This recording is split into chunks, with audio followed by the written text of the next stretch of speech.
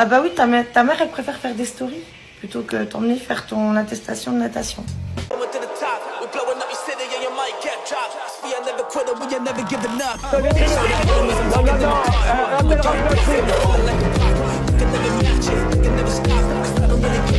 Vous fumez, monsieur? Le football, il a changé. Oui, peut-être. Ouais, c'est Laurent de la Mousse, bienvenue aujourd'hui pour une belle vidéo et j'espère que tout le monde va bien, messieurs, dames. On se retrouve aujourd'hui pour l'avant-dernière vidéo actualité de la semaine. On est jeudi. Putain, ça fait du bien. Elle est interminable cette semaine, j'en peux plus. Mais avant de partir pour cette nouvelle vidéo, c'est le moment de soutenir la chaîne et moi-même en mettant votre plus gros pouce bleu, votre meilleur commentaire. On n'oublie pas de s'abonner et d'activer la cloche pour ne pas rater les prochaines vidéos. On fait de même sur la chaîne principale, la chaîne Mousse. On me rejoint sur Instagram, sur TikTok, sur Twitch pour ne pas rater les lives du dimanche soir à 21h30. On va chercher à boire, à manger, on se met à l'aise. Et moi, je m'occupe du reste. Alors, comme vous le savez, il y a une commission d'enquête sur l'audiovisuel public. Et Patrick Sébastien ne sait pas s'il va y être ou pas, alors il a décidé de tout déballer sur le plateau de TBT9. Est-ce que tu vas être entendu par la commission d'enquête sur France Télévisions ou pas? Alors écoute, je devais être entendu, c'est qu'au début ils ne me voulaient pas, parce que ils ont dit ça ne sera pas le plus grand cabaret du monde, ce qui était plutôt très méprisant. Oui.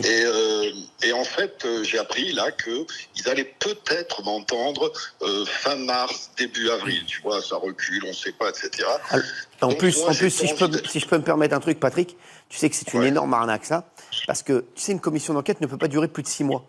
Et en fait, donc ils te disent avril, mais avril, ils pourront plus t'entendre. Donc c'est quand même une énorme arnaque. Voilà. Alors c'est pour ça que j'ai pris la décision.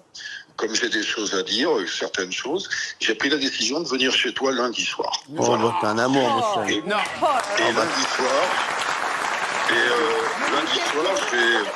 je vais dire tout ce que j'ai à dire sur Madame Ernotte et sur le service public. S'ils me convoquent, je leur dirai la même chose.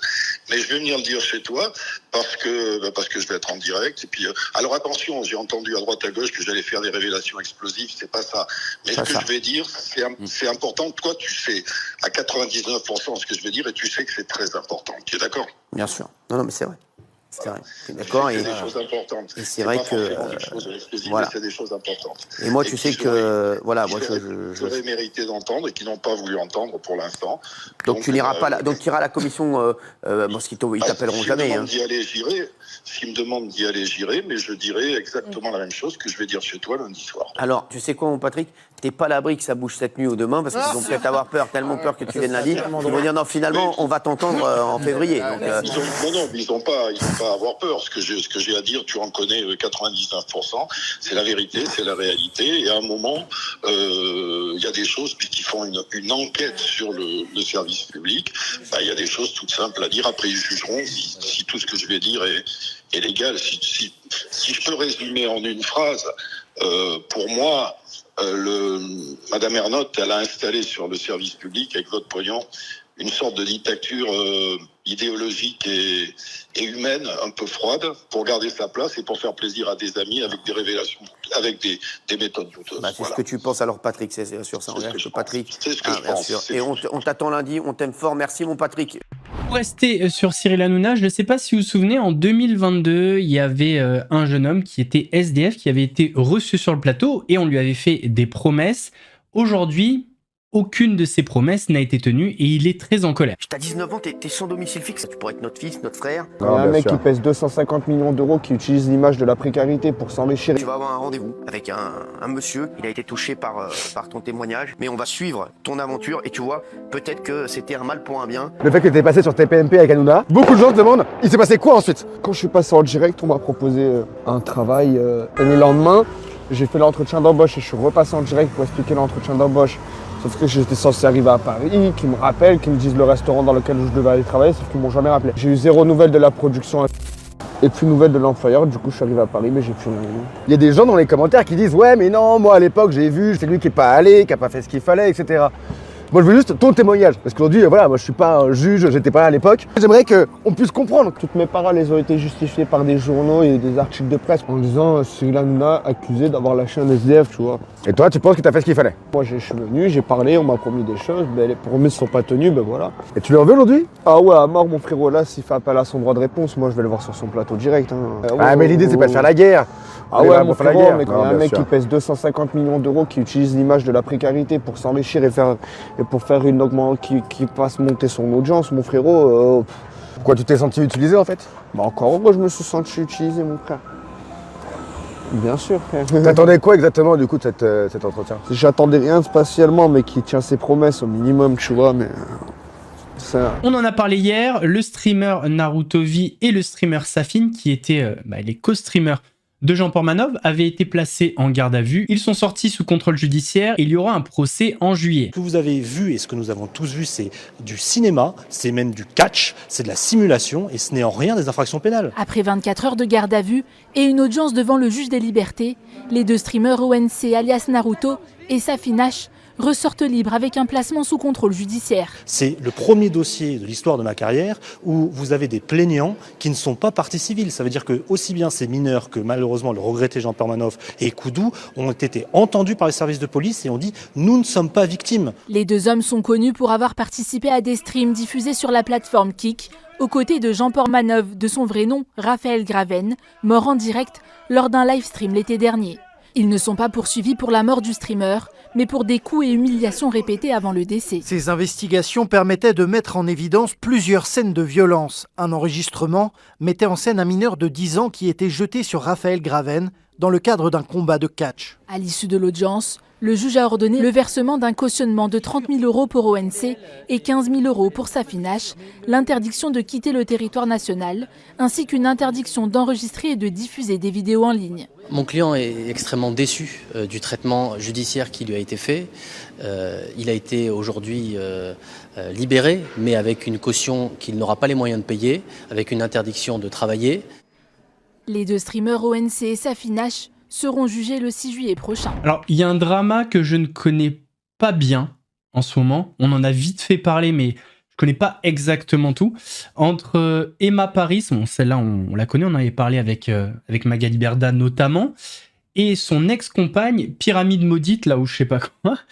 Et là, la Pyramide Maudite a sorti une vidéo où elle balance tout sur son ex, et notamment le fait que son ex était une balance, une poucave, et que c'est à cause d'elle qu'elle se serait retrouvée en prison. En face de mon avocate me dit concrètement, la personne avec qui tu es, ta poucave à la police, ce qui a fait que tu te retrouves en prison. Les gars, mais quand je vous dis de peut-être 1000 étages, je fais une chute. Sur le moment, ma vie, elle a... Moi, elle a totalement... Par rapport à elle, je me suis dit... C'est mort, ça y est, c'est fini. Là, tu me dis, en pleine tête, la personne avec qui tu partages ta vie depuis 8 mois, t'as envoyé au trou. Là, avec ce qu'ils ont trouvé, le fait qu'elle t'ait poucave, qu'elle ait donné ton mot de passe, c'est ça qui t'a mené là. Et je me dis, ok, c'est mort, les gars. Je me dis, là, c'est mort. Je me dis, c'est mort. Moi, elle vient tout. Je lui dis pleine tête, tu m'as poucave. T'as vu, j'ai vu mon avocate m'a dit clairement que c'est toi qui as donné mon mot de passe, tu leur as donné, téléphone, tout, tatata. Toi, la dernière fois, c'est pas ce que tu m'as dit. La dernière fois, tu m'as dit qu'ils sont venus, ils t'ont tapé, ils ont attrapé le chien, ils l'ont menacé avec leur arme, ils ont dit on va tuer Tommy, etc., etc. C'est pour ça, t'as craqué. Mais en fait, c'est pas du tout ça. Ils sont venus, toi, t'as tout donné. Oui, comme sur la vidéo qu'elle vous a fait là en août. Fra. Mais tu sais, l'arme croco, les gars. Moi, je l'ai en face de moi. Maintenant, je vous fais des transitions, les amis, mais vous m'en direz des nouvelles. On a parlé d'Emma Paris, donc de Magali Berda. Et donc, on va reparler de Magali Berda. C'est le principe d'une transition. Hier, on en a parlé par rapport au loyer impayé. Bastos en a parlé sur son live, mais il lui a surtout laissé un vocal pour lui demander ses explications. J'ai l'impression que ça va répéter entre les deux. Magali Berda, à nouveau in the sauce. Encore dans la sauce. Liberda à nouveau dans la sauce dans Nice Matin. Gros article. Je serais curieux de savoir ce qu'elle a à en dire. Je pense pas qu'elle ait répondu pour l'instant. Il s'avère que Magali Berda ne paye pas les charges de son appartement, de son immeuble. et qu'elle devrait à son immeuble à Nice 13 000 euros, je crois, 13 000 euros, selon Nice Matin. On lui réclame les charges qui ont été accumulées à travers les années. Il semblerait que Magali Berda ne change pas et doive de l'argent à absolument tout le monde. Est-ce que je demanderai pas à Magali Berda ce qu'elle a à en dire? Bonsoir Mag. Je pense que tu as vu pas mal de médias retweeter, reposter cette histoire de 13 000 euros de charges que tu devrais concernant un appartement. Quelle est ton explication? Parce que je crois que tu t'es pas exprimé là-dessus. Si tu as envie, malgré ton ressentiment pour moi, de me donner une réponse, je me ferai un plaisir de la transmettre. J'ai jamais vu quelqu'un qui a autant de gens qui disent que cette personne leur doit de l'argent. J'ai jamais vu ça. On parle souvent des influenceurs qui arnaquent, les streamers qui n'ont pas de belle valeur. Eh bien, laissez-moi vous présenter un streamer que j'aime bien. Et ça fait longtemps, mais là, il a fait une belle action. Ce streamer s'appelle Tuffer. À la base, son contenu, c'était pas ouf. Il était dans les casinos en ligne. Mais son public s'est attaché à une belle personne. Et là, il l'a prouvé une nouvelle fois. Je vous laisse regarder. Bah, t'as Revolut ou pas? Jamais de la vie. Jamais de la vie. Est-ce que t'as Revolut? Eh, mais tu sais, si t'es un gars qui veut m'arnaquer et tout, dis-toi là. T'inquiète pas, je vais pas t'arnaquer, j'ai bien compris ta situation, je vais pas bah, t'arnaquer. de toute façon, là, regarde, tu vois, j'ai 3 enfants, j'ai 6,42 €. Voilà, donne-moi ton arrobase, je vais pas t'arnaquer. Attends. Je te souhaite beaucoup de bonheur, t'inquiète pas, ça va aller, t'inquiète. T'inquiète, Sarah. Je te souhaite beaucoup de bonheur et que ça aille dans ta vie, ok? Attends. T'inquiète. Attends, s'il te plaît. Sarah, t'inquiète pas. Attends. Pleure pas, wesh, tranquille. Sarah, vraiment, juste force dans ta vie, ça va aller, t'inquiète pas, y a pas de souci, ok? Attends, s'il te plaît, pourquoi t'as fait ça? Y'a rien, ça me fait plaisir, je te souhaite vraiment du bonheur dans ta vie. T'inquiète, c'est rien de bizarre. Tu fais des lives ou tu... Ouais, je suis en live du coup, et tu m'as ému, vas-y, bonne chance. Je t'envoie ça, voilà, et profite bien. Paye tes factures et je te souhaite vraiment plein de bonheur. De quoi, je te remercie beaucoup. Y a pas de souci. Et vraiment, donc ouais, je te le dis, je suis en live. Et voilà, ça me fait plaisir. Et vraiment, ça doit pas être facile. Et voilà, c'est dur de baiser les mecs, trucs comme ça. Wow, sa mère. J'avais des frissons, frère. Et j'ai pleuré premier degré. Ah ouais.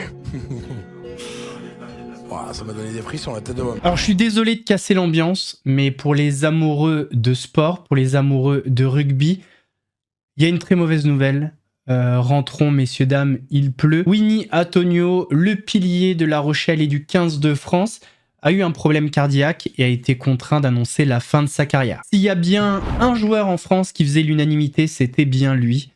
On perd un très grand joueur, une très belle personne. Non, ça fait un truc. Je vais pas vous mentir, ça fait un pincement au cœur. Le rugbyman Winnie Antonio contraint de mettre fin à sa carrière.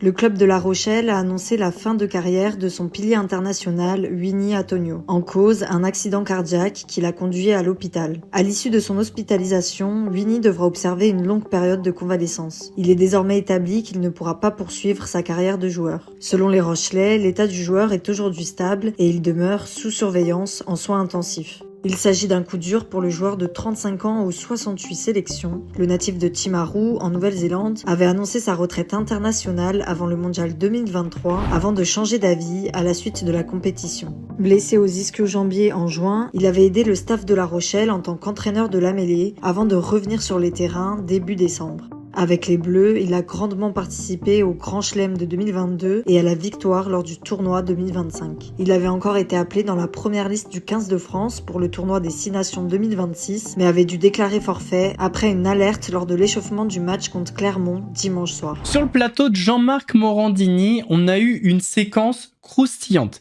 Il y a une juriste qui a évoqué la pédocriminalité devant Jean-Marc Morandini. Et ce qui s'est passé, c'est que la chaîne CNews a censuré ce passage, en tout cas sur Twitter. Dans une paranoïa terrible pour les parents. Eh oui, bien sûr. Mais en fait, comment dire? C'est-à-dire qu'on recrute maintenant, vraiment en 24 heures ou en 48 heures, des personnels qui ne sont pas qualifiés et qui s'occupent de nos enfants. Donc il y a un moment donné, je pense que c'est aussi la faute et la responsabilité des employeurs de vérifier le casier judiciaire, de faire passer des tests psychologiques, psychotechniques, voire même de voir un psychiatre pour voir si ces gens sont aptes. Et des contrôles. Et des contrôles, tout à fait. Et si ces gens sont aptes ou pas à s'occuper d'enfants. Si ces gens sont aptes ou pas à s'occuper d'enfants. Il y a quand même 54 personnes qui ont été soupçonnées d'agression sexuelle sur mineurs. Oui. On aura l'occasion de reparler. Oui, vous voulez ajouter un mot? On va terminer cette vidéo avec 2 passages assez longs, on va dire. Le premier, c'est concernant Marco Mouli. En fait, si vous voulez, sur TikTok, il y a une personnalité qui s'appelle Gilbert Cherki, qui a beaucoup fait parler et qui a beaucoup attaqué Marco Mouli en disant notamment que c'était une balance. Et il avait fourni un document. Et un TikToker avait partagé ce document. Marco Mouli est monté sur le live de ce TikToker qui s'appelle Docteur34, je crois.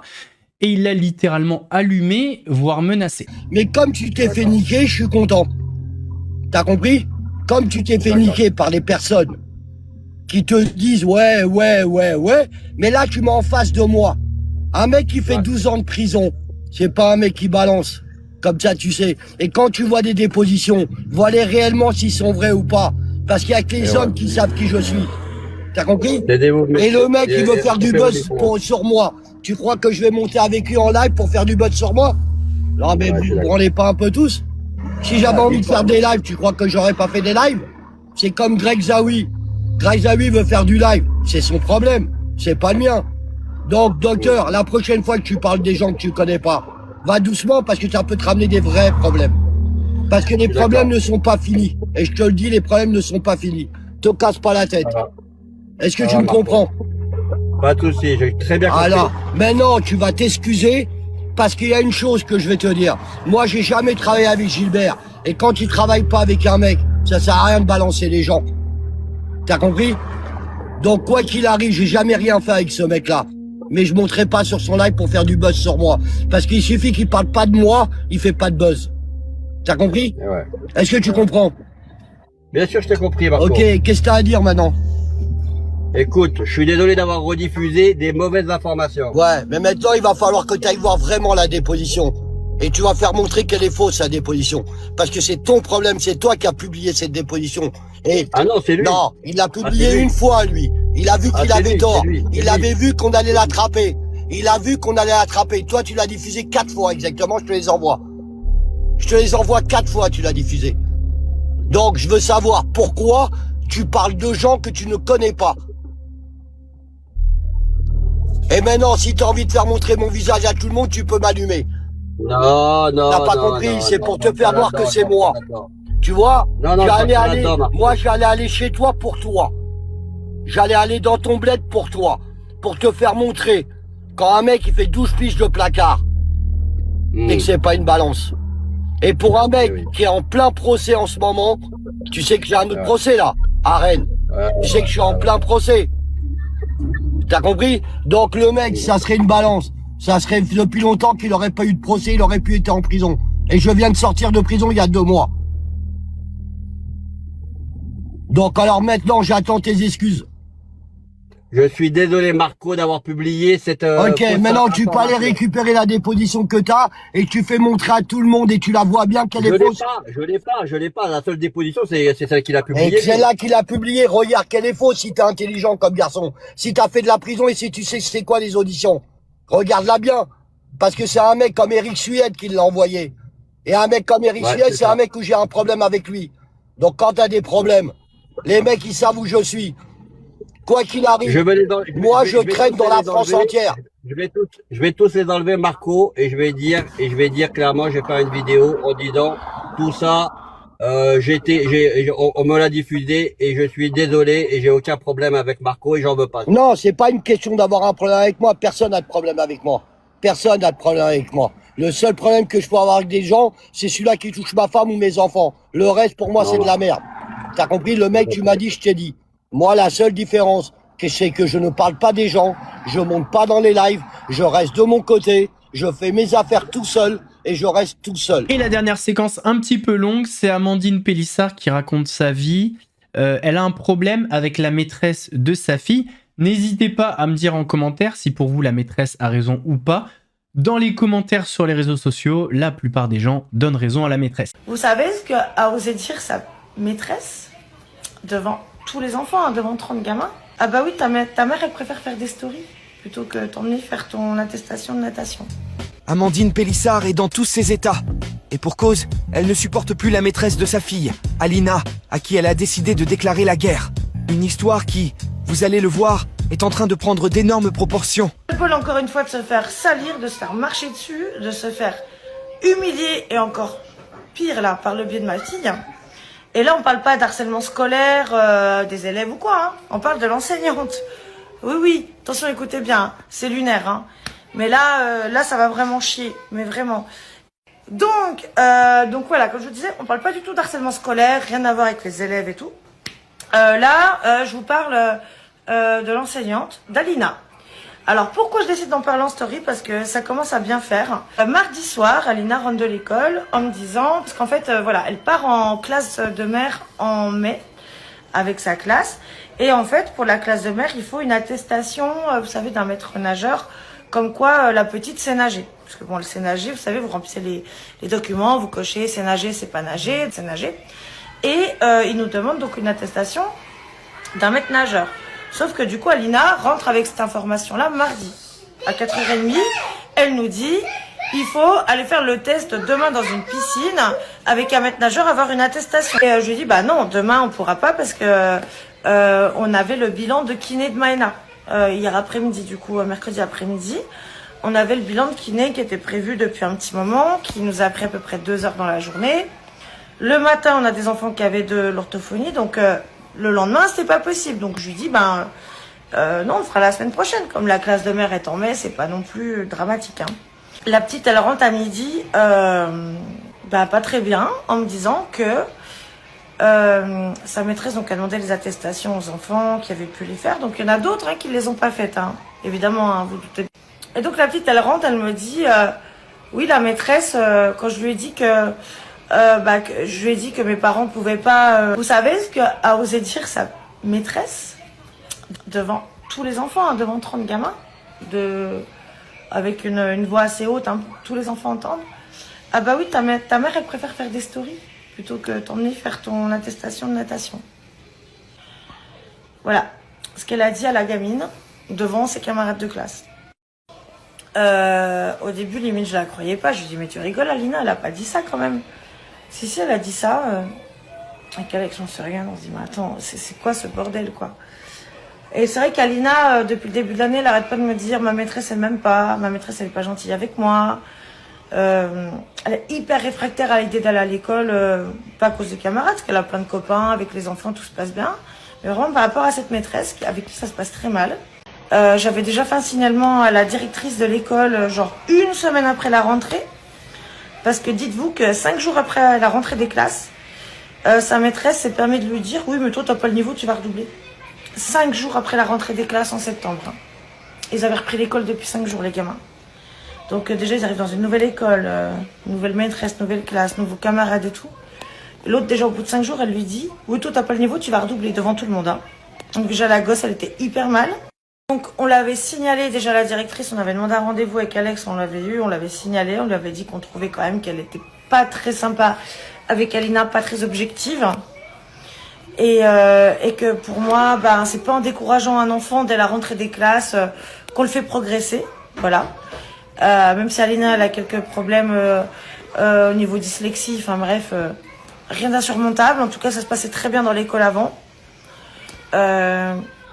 Donc elle devait résoudre le problème, je pense qu'elle lui en avait parlé. Bien décidée à ne pas se laisser faire, la mère de famille n'a pas hésité à envoyer un message quelque peu virulent à cette enseignante. Voici le texto du coup envoyé où ça sur l'application à la maîtresse. Hein. Oui, c'est l'OMT. Bonjour madame, sachez que Alina nous a prévenu mardi qu'il fallait faire ce test mercredi, donc par conséquent nous n'avons pas pu réaliser. Non, pas parce que je passe trop de temps à faire des stories, mais parce que mon bébé prématuré avait son bilan de kinésithérapie. Par ailleurs, je vous serais reconnaissant de ne plus tenir ce genre de propos devant ma fille.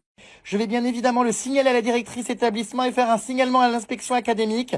C'est inadmissible que vous teniez ce genre de propos auprès d'une enfant de 10 ans et en plus devant tous ses camarades. camarades de classe, vous avez le droit de ne pas nous aimer. Cependant, vous n'avez pas le droit de faire ce genre de réflexion à notre fille. Il me semble que déontologiquement, vous devez traiter tous les enfants de la même façon. J'espère que ça ne se reproduira plus. Par ailleurs, les réseaux sociaux sont mon travail, donc je vous serais reconnaissante de ne pas... Les réseaux sociaux sont mon travail, donc je vous serais aussi reconnaissante de ne pas mépriser celui-ci. Salutations. Messieurs, dames, on arrive à la fin de cette vidéo. J'espère qu'elle vous a plu. Si c'est le cas, votre plus gros pouce bleu, votre meilleur commentaire. N'oubliez pas de s'abonner et d'activer la cloche pour ne pas rater les prochaines vidéos. On fait de même sur la chaîne principale, la chaîne Mousse. On me rejoint sur Instagram, sur TikTok, sur Twitch pour ne pas rater les lives du dimanche soir à 21h30. Nous, on se donne rendez-vous dimanche ou samedi pour une nouvelle vidéo. Ça dépend de ce que je vais avoir à faire. En attendant, prenez soin de vous. Laurent de la Mousse vous salue.